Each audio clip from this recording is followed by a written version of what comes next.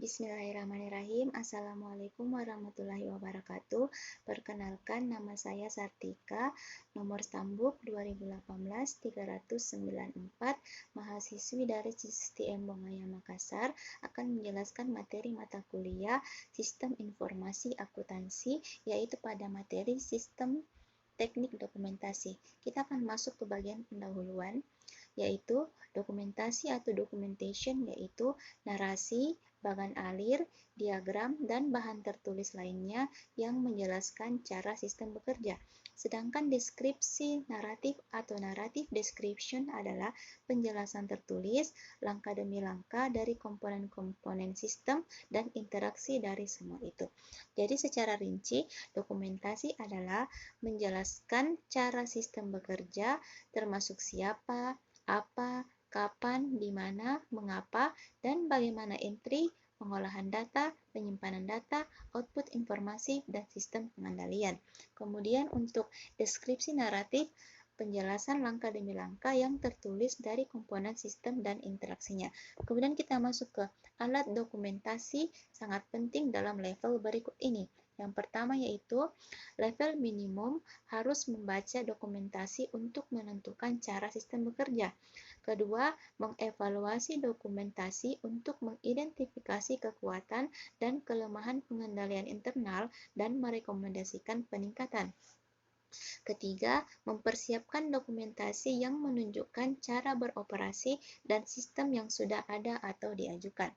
Kemudian kita masuk ke alat-alat dokumentasi, yaitu diagram alir data atau DAD, yang kedua bagan alir, yang ketiga diagram proses bisnis. Kita masuk ke diagram alir data atau DAD, yaitu penjelasan grafis dari arus data dalam organisasi meliputi sumber atau tujuan data, arus data, proses transformasi, dan penyimpanan data. Poin-poin pentingnya yaitu sumber data atau data source merupakan entitas yang menghasilkan atau mengirimkan data yang dimasukkan ke dalam sistem. Tujuan data atau data destination adalah entitas yang menerima data yang dihasilkan oleh sistem. Arus data atau data flow merupakan pergerakan data di antara proses penyimpanan sumber dan tujuan. Proses yaitu tindakan yang mentransformasikan data ke dalam data atau informasi lain. Yang ketiga yaitu penyimpanan data atau data store merupakan tempat atau media penyimpanan data sistem. Kemudian kita masuk ke simbol diagram alir data.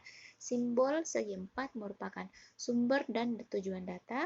Untuk simbol garis melengkung dengan tanda panah sebagai arus data, untuk simbol lingkaran penuh sebagai proses-proses transformasi, untuk simbol dua garis horizontal yang sejajar sebagai simbol penyimpanan data, untuk simbol segitiga sama kaki sebagai simbol pengendalian internal. Baiklah, kita akan lihat contoh-contoh elemen-elemen diagram alir data dengan menggunakan simbol tersebut seperti yang tertera pada gambar berikut ini. Kemudian diasumsikan untuk pembayaran pelanggan seperti pada gambar berikut ini. Kemudian ada juga yang seperti pembayaran pelanggan dan penerimaan pelanggan seperti pada gambar berikut ini.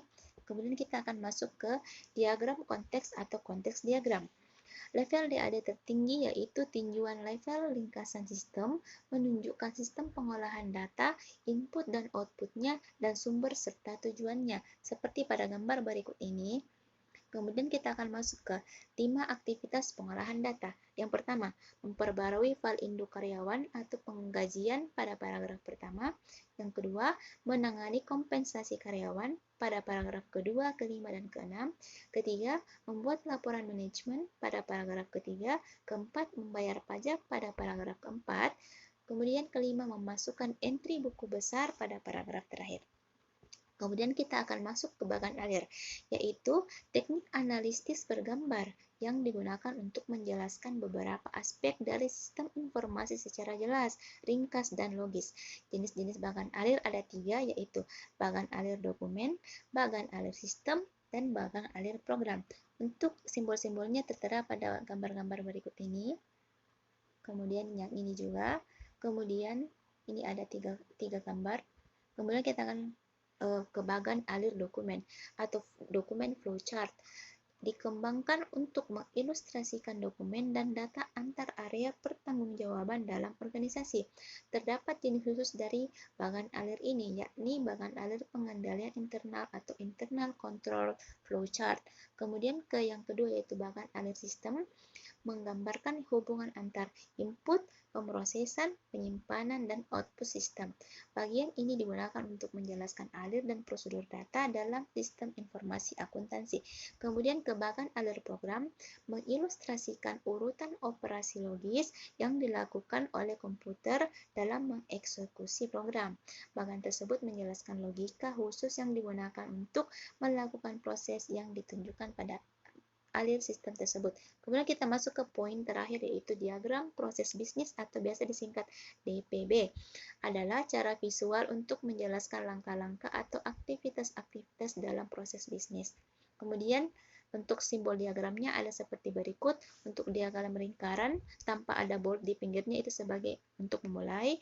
Untuk gambar lingkaran dengan bold di pinggirnya itu sebagai gambar akhir. Kemudian untuk gambar aktivitas dalam proses seperti ini, aktivitas keputusan gambarnya seperti berikut, aktivitas arus dan aktivitas informasi anotasi.